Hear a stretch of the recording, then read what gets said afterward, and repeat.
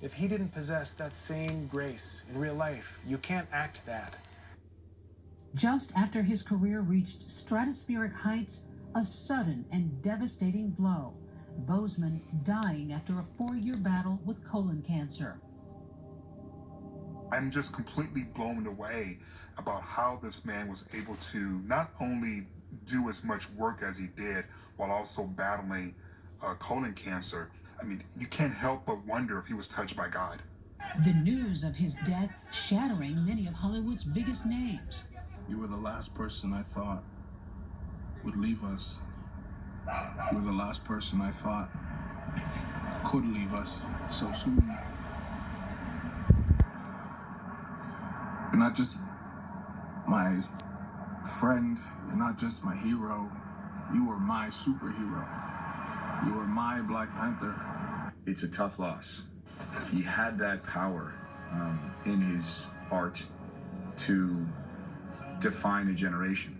He is, I mean, even, he is that generation-defining actor. Director Ryan Coogler releasing a statement saying, "I have to reckon with the fact that Chad is an ancestor now, and I know he'll watch over us until we meet again." I think anytime he did anything publicly, you felt the weight and the gravitas that he brought to the roles he played as he applied them to the real world. But Boseman's impact going far beyond the entertainment industry. President Obama and Michelle Obama posting their memories. The former First Lady writing, "I saw that Chadwick's brilliance on screen was matched by a warmth and sincerity in person." I can't think of an actor who would be considered more irreplaceable, less dispensable, more absolutely necessary right now than Chadwick Boseman. And so that he's gone is a monumental loss for everyone. Chadwick Boseman grew up in South Carolina, writing his first play in high school, then going on to attend the historically black college, Howard University. Anyone who went to Howard reminds you at every chance they get that they went to Howard. Years later, Boseman revealing that one of his idols had paid for him and several other students to attend a summer acting program in the UK, something he talked to my colleague Michael Strahan about at the Oscars. Denzel Washington paid for you to go to an Oxford theater program when you were a student, and you had a chance to finally talk to him and thank him. And what was that conversation like?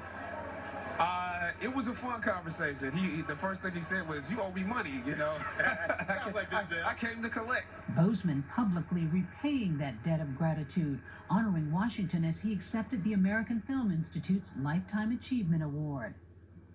There is no Black Panther without Denzel Washington. Denzel Washington paid for you to go finally talk to him and thank him. And what was that conversation like? It was a fun conversation. The first thing he said was, "You owe me money, I came to collect." Boseman publicly repaying that debt of gratitude, honoring Washington as he accepted the American Film Institute's Lifetime Achievement Award. There is no Black Panther without Denzel Washington. After graduating from Howard in 2000, Chadwick Boseman went on to work in Hollywood, mostly in television. Here's the catch. But his breakout role came in 2013 as baseball legend Jackie Robinson in the movie 42. Yeah, what you gonna do if one of these pitchers throws through your head? Yeah. Hey, Jack. I'll duck. Robinson's daughter sharing her memories of the actor. We felt he was accurate. He got the intensity of my father. He really built on the importance of my dad's character. You really felt the anguish and the frustration, and that was my dad. That's how he would be feeling at that moment on the field in Philadelphia. Boseman had a gift for embodying real-life heroes. In 2014, taking on music icon James Brown in Get On Up. When I hit that stage, you people better be ready. Especially the white part. The actor doing all his own dancing. Did it scare you at all, Chad? I felt like nobody should do this. I went online and looked at the footage of him dancing, And I was like, absolutely not. The hardest thing was the groove. You know, James Brown's groove. Once you get that, you sort of understand the rest of it. He did an amazing job. Brown's daughter, Dr. Yama Brown, reflecting on Boseman's work ethic.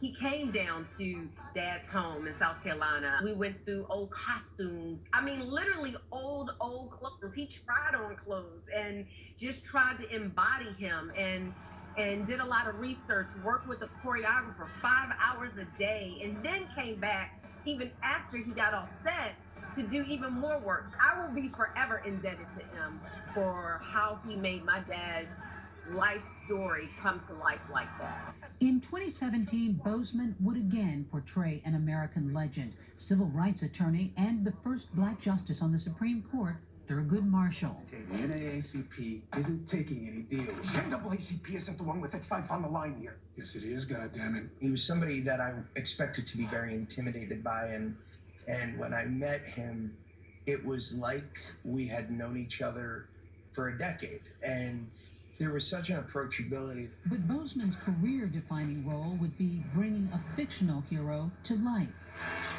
He roared onto the screen as T'Challa, Black Panther in Marvel's Captain America: Civil War. 2 years later, in 2018, Boseman revealing Wakanda to the world. Let's go! Black Panther, directed by Ryan Coogler and featuring a mostly black cast, genre and box office busting in every way. There's obviously a thirst for something. What's the thirst, you think? People are starved for the images that they see. They see power, spectacle, intelligence, achievement. The people can see not just themselves, but their dreams. They see their dreams. It's aspirational. Very often in Hollywood, if there's a lot of black people in it, it's seen as a black movie, not a Universal movie.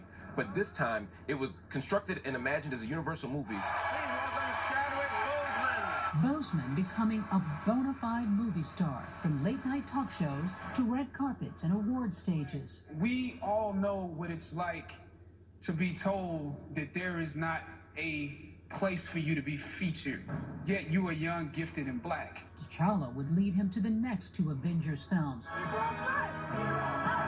the biggest grossing movies of all time. We had no idea that he had been diagnosed with colon cancer in 2016. He endured countless surgeries and chemotherapy treatments while he was playing some of these remarkable characters in these terrific films. In 2018, he triumphantly returned to his alma mater, Howard University, delivering the speech at the school's 150th commencement. The fact that you have struggled with this university that you love is a sign that you can use your education to improve the world that you are entering. Chadwick knew and understood the importance of using his platform to do something greater than to benefit himself. At the beginning of this year, Boseman was gearing up to debut his newest film, the Netflix feature Defying Bloods, directed by Spike Lee. Bloods! Let's see what we got here. The film premiering in June in the midst of the COVID-19 pandemic. Hollywood largely shut down, gone silent. His final post on social media, the day Senator Kamala Harris, a fellow Howard University graduate and friend, was named the Democratic vice presidential nominee. That his last tweet was to encourage people to exercise their right as citizens to vote, to participate in their democracy, born out of love of country. It's so reflective of Chadwick. Just 17 days later, the incomprehensible news that the first black movie superhero to headline his own franchise had died. The grace and courage that Chadwick displayed while fighting for his life is immeasurable. I don't think people appreciated just how great he was while he was living. And while it's exhilarating to hear all these great things being said and written about him, it's only my hope that he would have heard them while he was still with us. Nobody was having more fun. If you look back on it, you'd think, well, if you knew that your time might be limited, you'd have as good a time as you could as well. Bravo for him. He played icons and now has become an icon himself, and his legacy is one for the ages.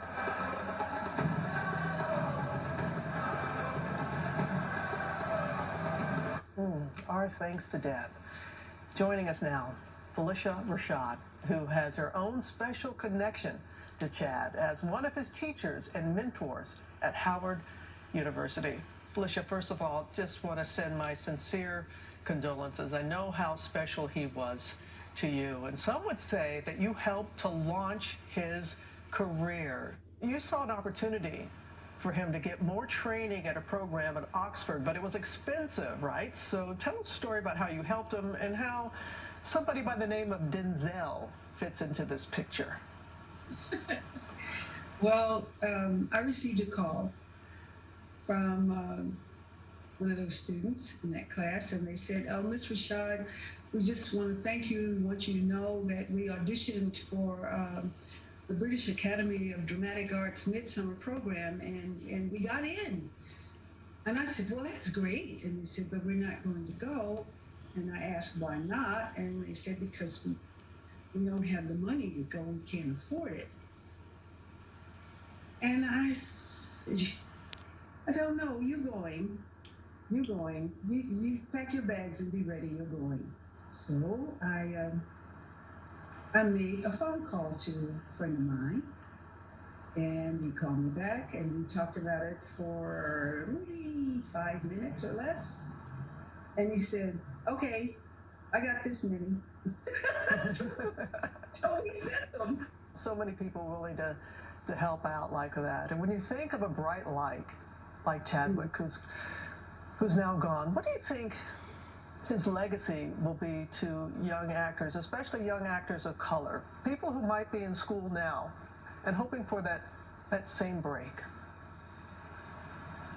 I think when people come to know of him now, through the words of me and other people who have known him, what will become readily apparent to them is his commitment to justice and purpose. And if you go back and listen to the commencement address that he gave at Howard University towards those closing remarks, he spoke fervently about the importance of purpose. And always as a student, he was about justice. He was about social justice, economic justice, judicial justice, educational justice, religious justice. He was about justice. And that is why we're paying tribute to him tonight. Felicia, thank you so much for sharing your memories. We appreciate it and wish you all the best. Thank you. Thank you. And coming up, Robert Downey Jr.'s tribute to his friend and how Black Panther created movie magic and some say transformed the world. We'll be right back. T-Mobile proudly brings you this special edition of 2020, Chadwick Boseman, a tribute for a king. A new moment in wireless has begun.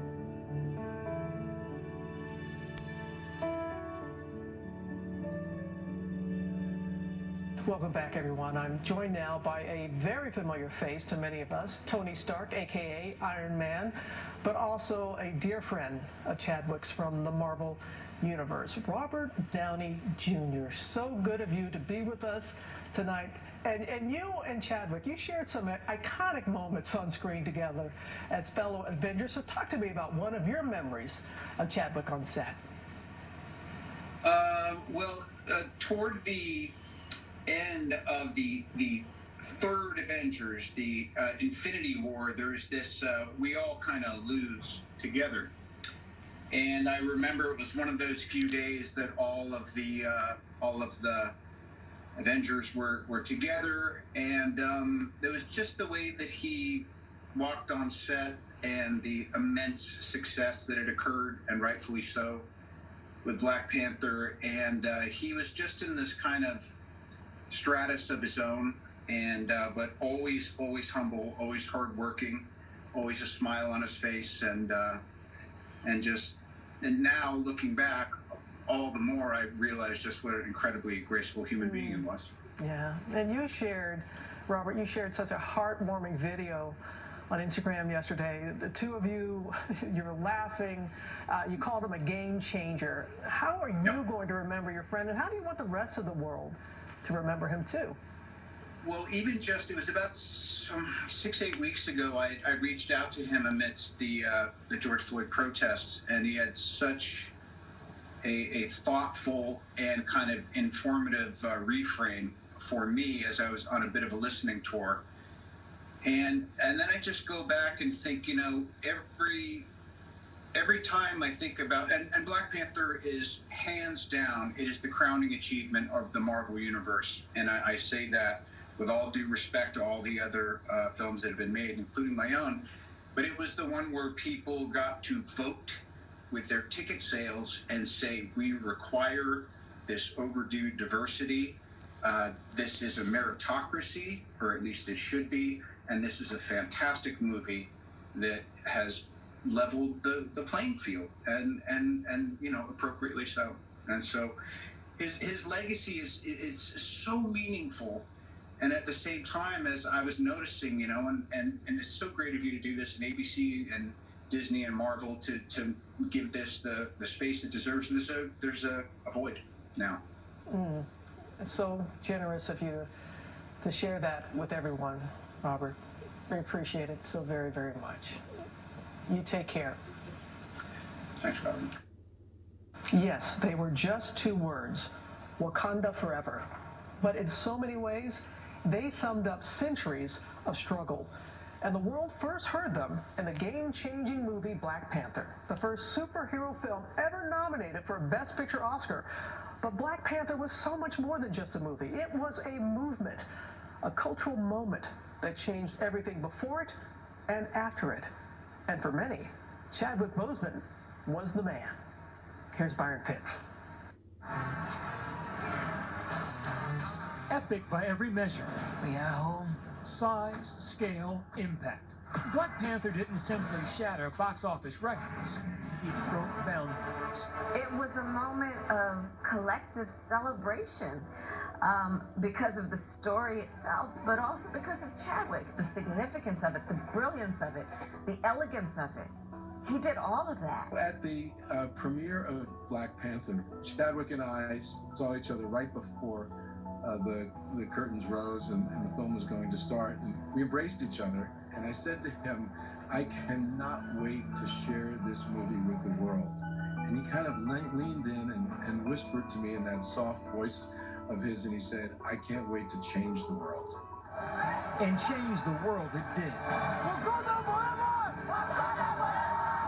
Wakanda Forever became a rallying cry for millions who finally could see a superhero on screen who looked like them. This video going viral of Atlanta students dancing when they were told they'd be going to see the movie. This was a film that was being treated with the same respect and thoughtfulness as a Captain America and an Iron Man. And that was a gift to a generation of children who normally would have never gotten to see something like that before. I say that he was a star, but also a shooting star, because he lived his life in such a way that, you know, forever kids who see him in that Black Panther role and see a reflection of themselves embodied in everything that he intended, you know, they get to dream about and wish about and make wishes on that shooting star that was Chadwick Boseman. Chad was my brother. And I mean that in the sense of, there's obviously, you know, brother in the sense of being, you know, African-American man in America. But the brotherhood that I'm really speaking of is Howard. When he spoke at commencement at his beloved alma mater, he reflected on a role he thought played into stereotypes. I was conflicted. Howard had instilled in me a certain amount of pride, and for my taste, this role didn't live up to those standards. Chad was a very, very conscious dude, you know, and he would not, he wasn't the kind of cat that felt like he had to take a role to make a living. His art was an extension of that struggle. And so he wasn't going to take something that wasn't going to, you know, wasn't going to embody it. He wasn't going to take anything that embarrassed him, embarrassed his people, embarrassed his community. That just wasn't him. He would play smaller roles until he finally got the chance to embody a real-life hero. Jackie Robinson in 42. I didn't come here to make friends. I don't even care if they respect me. I know who I am. when you play someone who lives so courageously, you're able to sort of rise to the occasion in a way because you play someone who does that. It gives you a sense of courage. Chadwick played great men, and he was a great man, and bringing real life characters to the screen with such amazing nobility and humor and humanity, and that's why he was the only choice. The only actor we ever discussed to play T'Challa was Chadwick Boseman. He brought royalty. He brought royalty. It's not easy to play a king. He brought a regal spirit, and he always had that. Ready, go! Black Panther would be the role of a lifetime for Boseman, a work of art that wasn't colorblind, but rather colorbrain, reimagining what it meant to be a warrior, a hero, a king. I watched this movie and I see all these black people, and so in some ways it seems intentionally black. But by the end of it, it's sort of coincidentally black. Universal story. It's a universal story. Universal story. Yeah, and the truth is, art can do that. I grew up loving comic books, man. A lot of my comic books I read, it wasn't a black face to be found. Our story is about a man who's taking on a responsibility that he does not feel ready for. I can't think of a more universal story. Everybody goes through that. You've portrayed major figures in American history, groundbreaking figures, Jackie Robinson, James Brown, Thurgood Marshall. How does Black Panther fit into that? Right, because those were all men who changed history. Right. Who changed not only how people saw themselves, but how other people saw them. I certainly wouldn't be here if it were not for those men that I portrayed, because of what they did in their lives and what the doors that it opened for me. So when I'm walking through the lab and I'm feeling myself because I'm king and I'm with, my sister, there's a little bit of James Brown. When I'm holding court, there's a little bit of Thurgood Marshall. The power of the Black Panther. And for generations to come, young men, in particular those of color, may stride a bit bolder with a little Chadwick Boseman in them. He didn't simply exude gravitas. He exemplified grace and grit along with it, not only in his career, but in his final hours. Film like Black Panther, Chad was articulating as only he could, the humanity of black folks. And that's what this is all about. You can't shoot a man in the back unless you believe they're, subhuman or not human at all. What Chad was in the work of doing was communicating black humanity through black heroism, but primarily black humanity. And he was fearless in his ability, to do it in his chosen field. And he's gone. And so that's a huge loss.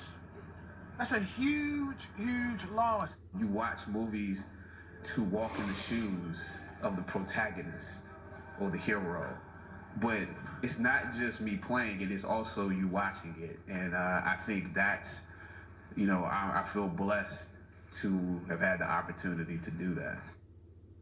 Our thanks to Byron. And now it is my pleasure to welcome someone else who is part of the cultural moment of Black Panther, Oscar winner Forrest Whitaker, who plays Zuri. We know that he was such a dear colleague and a co-star of yours in the film. First of all, Forrest, thank you so much for being with us tonight. And could you share with us your fondest memory from your time working with Chadwick? There's a number of memories, I guess, and I'm always excited to get a chance to work with him because he's such a talented artist and I've seen great films. And when we started to do Panther, I started off to work at the Falls, and I was able to look at him as he was doing the action sequence with Michael Jordan and doing everything himself, and just over and over and over again. And so I got a chance to recognize the sort of discipline that he had and focus that he had in the scenes that we were doing there. But I think I was kind of touched when we were doing the coronation scene where we're crowning him king, and everyone in the audience is dancing and the drums are playing. And I turned to Chadwick, and Chadwick says that he feels something. He could feel this energy coming, that as if there was a transformation that was going on. And I thought that was really powerful, that he was being empowered, that it was actually happening. And I think it's that kind of discipline but openness that allowed part of the phenomenon Black Panther to occur, like all the different things that happened from what he did, with sort of inspiring people to believe in it and to remember their heritage and their lineage and ancestry and the beauty and of the black culture and people of color, and to kind of, I guess, empower people in a big way. I mean, children to be able to be empowered, see themselves, and for people to be able to see the possibilities. And I think the possibilities are aspirational in a way. Chadwick was aspirational in a way for so many people. He represented a great deal of hope, and in the film he did that too. But I think people realize that more can come, that they can have the great lives, and that they come from something special, that they have something special. And I think he recognized that in a really powerful way. So yeah, it was really an honor to be able to do it. My God, so well said, Forrest. So well said. Thank you, Forrest Whitaker, for being with us tonight. We appreciate it. You take care. It's a pleasure. Thank you for having me. Good for Chadwick. Always, Forrest. When we come back, Chadwick Boseman's silent battle with cancer and the powerful acts of strength shown in public. How his death is raising the alarm on earlier cancer screenings. Thank goodness for that. T-Mobile proudly brings you this special edition of 2020. Chadwick Boseman, a tribute for a king.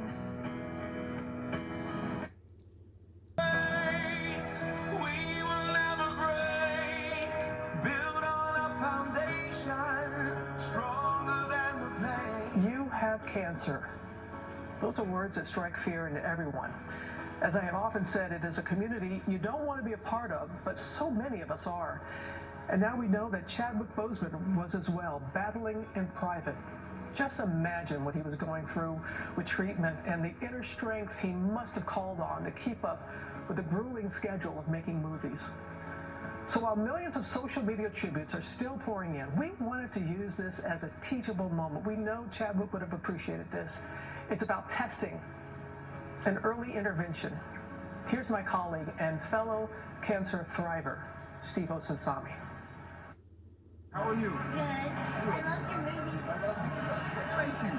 This was yet another one of the amazing things that actor Chadwick Boseman kept doing while quietly struggling with cancer, being a real-life hero to children at St. Jude's Hospital who were fighting the same disease. He said, no, I can't have your hand. He's like, no. Meeting these children was hugely important to the superstar, and it showed in this 2018 interview on SiriusXM. There are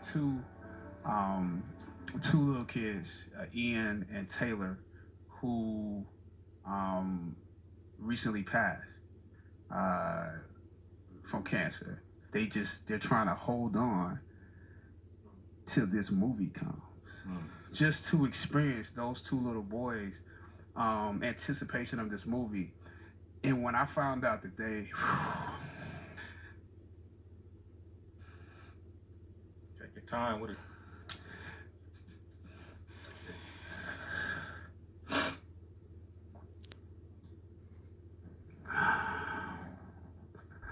Yeah, it means a lot. Zoe Dale needed exhausting and sometimes painful radiation treatments to fight brain cancer when King T'Challa himself came to visit the hospital. I was really nervous, and being able to meet him was like one of the best experiences I had while at St. Jude. The then 20-year-old was all smiles for this photo with her sister. We did marks on their face to reflect Dad's tribal marks because they were so proud to be able to share that with him. And to have someone who is African American be a lead in a movie, such a big movie like that, and to sound like our dad, he was like a role model that we could look up to, and someone that looked like us in a movie. It was her 30th and final time she was going into the hospital for radiation, and the actor even signed her treatment schedule with a special message. He signed a radiation schedule, and instead of Wakanda, he signed Ife Forever, which translates to love. Ife translates to love. What the Dale family is only learning now, along with the rest of us, is that Boseman was showing incredible strength of person and character, trying to touch the lives of these sick children. I was just thinking how he was able to be at St. Jude with a smile on his face the entire time and happy to be there. I was just thinking, wow. Behind that smile, an internal struggle, and hard for many to believe that someone so young, who looks so healthy, was fighting colorectal cancer behind the scenes. In 2020, it is estimated that nearly 140,000 new cases of colorectal cancer will be diagnosed, with almost 50,000 people dying from the disease. And in the last 20 years, doctors have seen an alarming increase in young people. Dr. Kimmy Yang is at the Dana-Farber Cancer Institute in Boston. The rise of colon cancer happening in young people has been starting to be seen since the mid-1990s, and it's occurring at a rate of about 2% per year. And what we are seeing in response to that is the American Cancer Society actually lowering their recommended age at which to start colorectal cancer screening from age 50 down to 45. Now, although that may be a good first step, it certainly doesn't help all the many patients that we see who are being diagnosed and presenting when they're in their 20s or 30s. Colon cancer is also hitting Black Americans harder, according to Dr. Fola May at the University of California, Los Angeles. African Americans are more likely to get and die from colorectal cancer. And although we have done better over time with getting African Americans screened, we still have quite a ways to go. For the doctors leading the fight against this disease, the tragedy of Boseman's death is also a chance to raise awareness. My one goal and my one hope is that we can use this time to understand how common colorectal cancer is, and that we all can educate ourselves about the importance of screening. If we can do that, then we've done justice to his legacy. So often, the young people whose lives he touched were called his Wakanda warriors, with superhuman strength of their own. Some of them are still fighting for their lives against the greatest supervillain they've ever known, and they continue to draw strength from their fallen hero. His journey impacts mine just to keep going, and no matter what you're going through, just to push forward and to find a purpose that you're working for, and just to be strong. Thank you, Steve. When we return, Boseman beyond the superhero, how the actor and activist is inspiring the next generation. Tonight's special edition of 2020, Chadwick Boseman, A Tribute for a King, has been brought to you proudly by T-Mobile.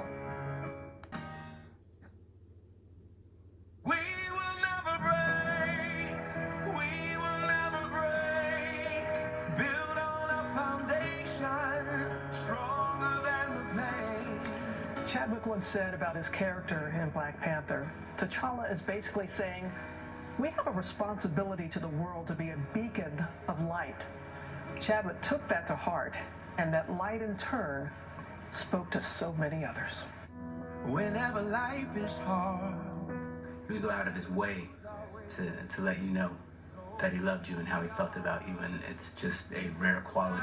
Tomorrow, we don't know what's... You know, he had this combination of being an old soul with the most incredible twinkle in his eye. To all of those little kids that love Black Panther and look to T'Challa as their hero,